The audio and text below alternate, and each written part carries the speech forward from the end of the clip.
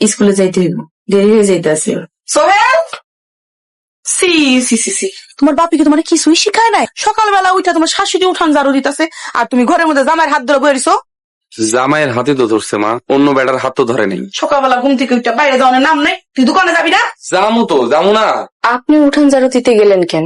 আমি তো সেই ভোরবেলায় উঠান ঝাড়ু দিয়ে রাখছি। মিশা কথা কোনের জায়গা পাও না? সকালবেলা উঠান ঝাড়ু দিলে উঠানের মধ্যে ময়লা পড়ে থাকে। লেখাপড়া ছাড়া তো জীবন আর কিছুই শিখো নাই। সকালবেলা ঘুম থেকে উঠতে স্কুলে দৌড় দিবা, শ্বশুর শাশুড়ির যে নাস্তা দিতে হইব, সেই কথা কি তোমার মনে আছে? আমি তো সকালবেলায় নাস্তা বানায় টেবিলে রেখে আসছি। সব কথার উত্তর তো তোমার কাছে রেডি থাকে। মাস্টার বাপের মাস্টার মাইয়া, ঘর সংসার ফালায় থিয়া আর কয়দিন টই টই করে চাকরি করে বেড়াইবা? হ্যাঁ, মেলা দিন ধরে তো বিয়ে হয়েছে, একটা নাইনাত করে মুক্ত দেখাইতে পারলা না। আমার স্কুলে লেট হয়ে যেতেছে। দিলা তো সকাল সকাল আমার বউয়ের মনটা খারাপ করে। এইসব না কইলে হইতো না। এই সাত সকালবেলা সংসার ফলায় কই যাও ভাবি? আমি কই যাই তুমি মনে হয় জানো না? ঘরের কাজ করতে হইব দেখা স্কুলে যা পইরা থাকো, আর এদিকে আমার মা সংসারে ব্যাপক কাজ করে শেষ হয়ে গেল। তুমি মনে হয় জানো না, স্কুলে যাওয়ার আগে সমস্ত কাজকাম করে যাই, আবার স্কুল থেকে এসে বাকি সমস্ত কাজকাম করি। আর তুমি বাড়িতে থাইকো মায়ের একটা কাজে তুমি সাহায্য করো না। আমি করবো ঘরের কাম? ঘরের বউ থাকতে আমার মা আমারে দিয়ে কাম করাইবো? এখানে সাহসের কি আছে? পরের বাড়ি মায়ের খোটা দেওয়ার আগে নিজের দিকে তাকানো উচিত। আমার স্কুলে লেট হয়ে যাইতেছে।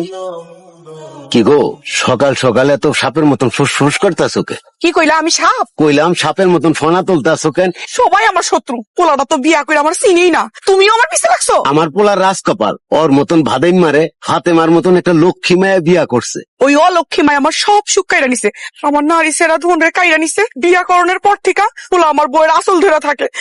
তোমারে বিয়াকরণের পর আমিও তো তোমারে ভালোবাসছি, তাই বললে কি আমি আমার মারে ভুলে গেছি? তুমি না মা, পোলার বললোকে কেউ প্রতিযোগিতা করে? বউ একটু কাছে আসো তো। কাজ করতেছি। কাম পরে করো, এখন একটু কাছে আসো। তোমার লাগে একটা জিনিস আনছি। কি আনছেন? কাছে নাইলে তো কমু না। তোমার লাগিয়া আমি রঙিন চুড়ি আনছি। খুব সুন্দর চুড়ি, আমার অনেক পছন্দ।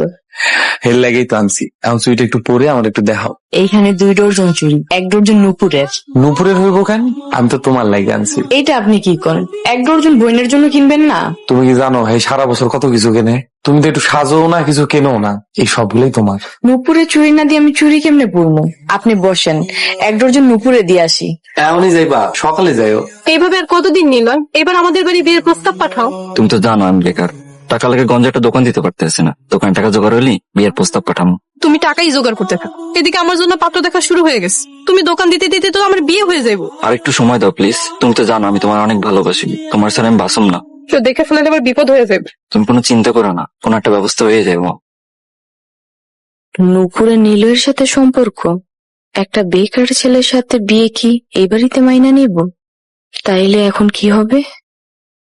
সবকিছু শুনে মনে হইতেছে আমাকে বলে এই সংসারে গেলে সবই থাকে। এক বাপের এক পোলা, বিশাল সম্পত্তির মালিক। আপনাকে মাইয়া পারপুর পা তুলে সারা জীবন পার করতে পারবে। তাহলে আগামী শুক্রবারই পাত্রপক্ষ রাইতে কোন। তার আগে নুপুরে একটু মতামত নিলে ভালো হইতো না? তুমি আবার মাঝখানে কথা কই তাইলে কেন?